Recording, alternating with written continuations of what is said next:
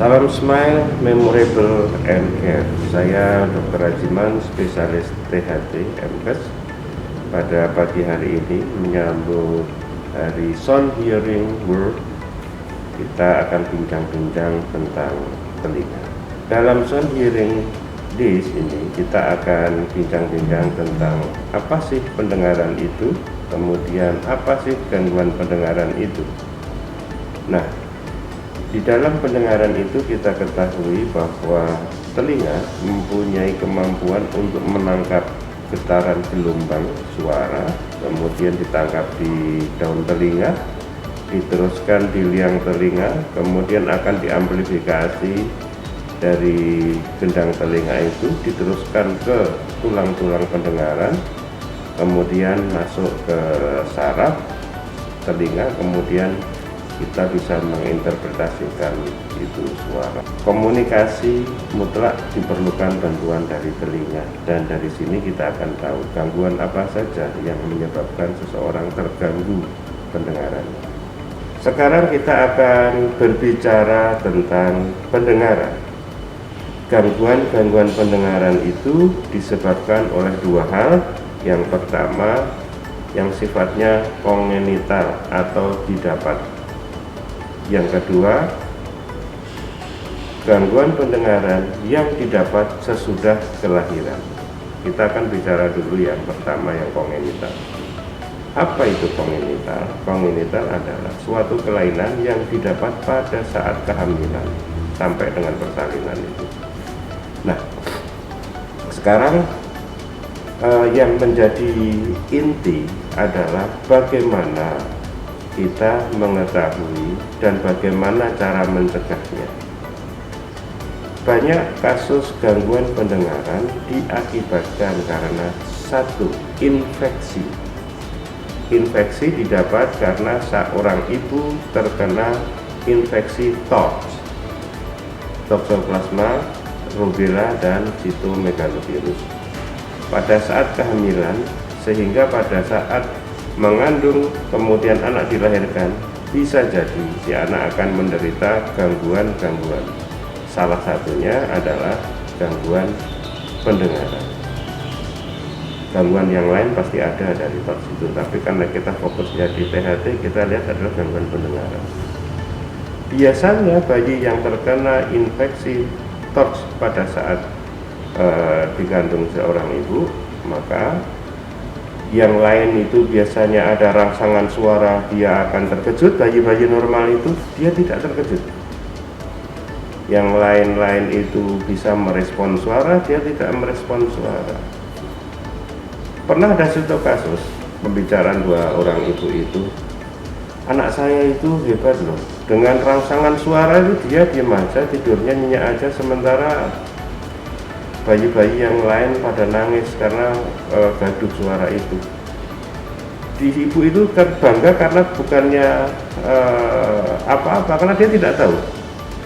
Ketidaktahuan inilah yang menyebabkan hal yang banyak. Ternyata setelah dicek, anaknya tuli. Nah, pernah ada satu kasus seorang ibu membawa anak umur 3 tahun, belum bisa berkomunikasi. Kemudian yang kedua, dia ingin tahu seperti apa si anak itu. Kemudian kita anjurkan untuk pemeriksaan BERA, dan didapat ternyata si anak ini terjadi gangguan pendengaran. Yang kedua, adiknya umurnya waktu itu setahun. Nah, adiknya waktu itu umur setahun, kemudian bertanya, jangan-jangan dok, ya, coba dicek BERA juga. Ternyata dua anak kakak adik itu kena infeksi TORCH waktu dikandung ibu. Karena waktu itu kami anjurkan si ibu dilakukan pemeriksaan, ternyata memang positif. Silakannya waktu itu beliau hamil juga.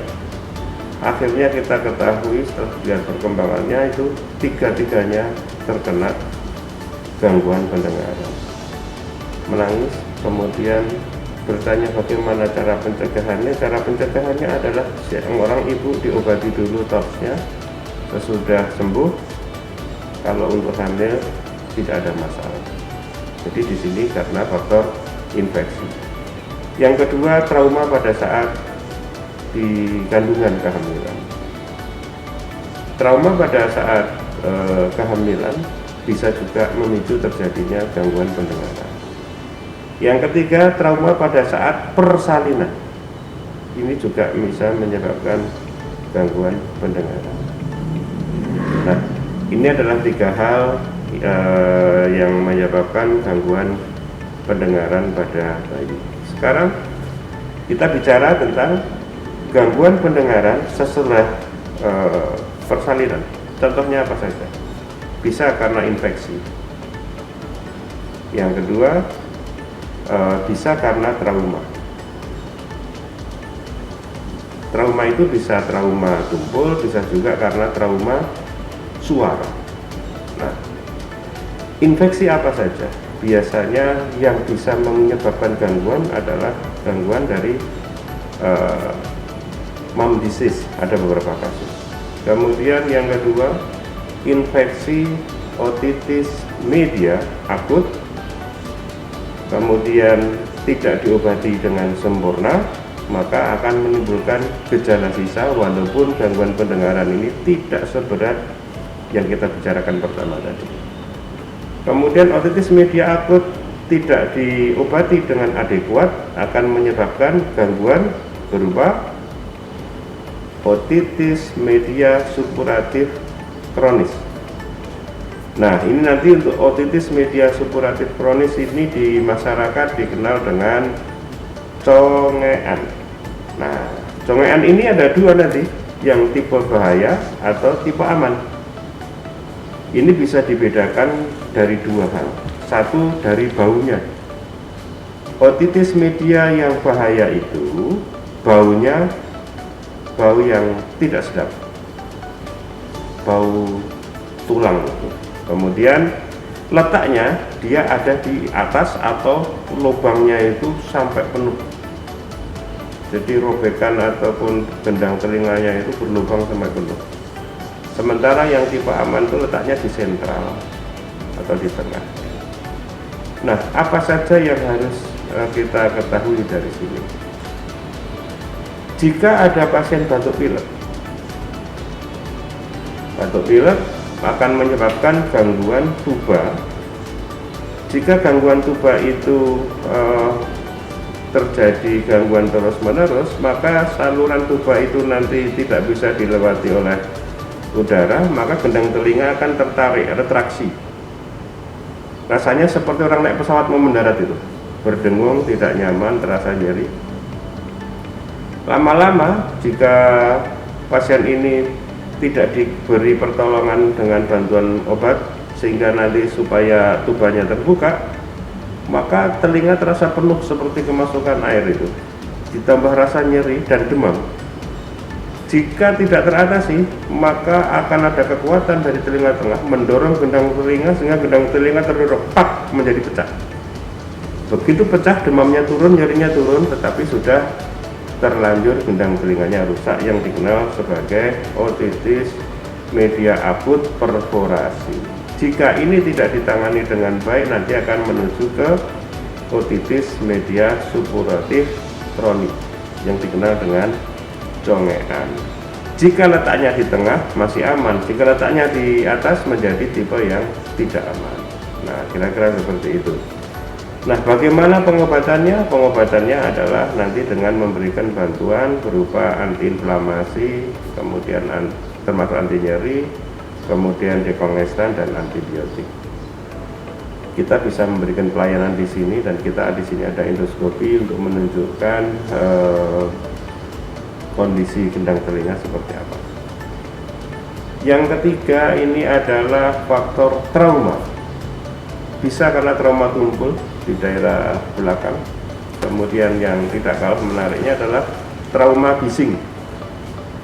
Nah, trauma bising ini akan memicu terjadinya penurunan pendengaran yang kita ketahui ada hukum 5 desibel. Jika nanti ada paparan bising di atas 80 desibel, maka pendengarannya apa itu toleransinya kira-kira 8 jam, kemudian kalau 85 maka dia toleransinya turun menjadi setengahnya.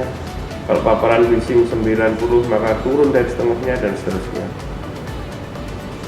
Dulu waktu iPod baru berkembang, zaman iPod tahun 90-an dulu itu, di Amerika anak-anak muda masang headset kemudian mendengarkan lagu dari iPod itu, ternyata anak-anak di sana banyak yang terpapar bising, akhirnya tuli. Diselidiki ternyata paparan bising itu terlalu tinggi dan disarankan penggunaan headset itu maksimal 60% dari volume. Jika skalanya 0 sampai 100 maka dianjurkan menggunakan volume itu 60. Jika 0 sampai 10 volumenya itu berarti di angka 6. Jika sampai skala 5 maksimal adalah 3.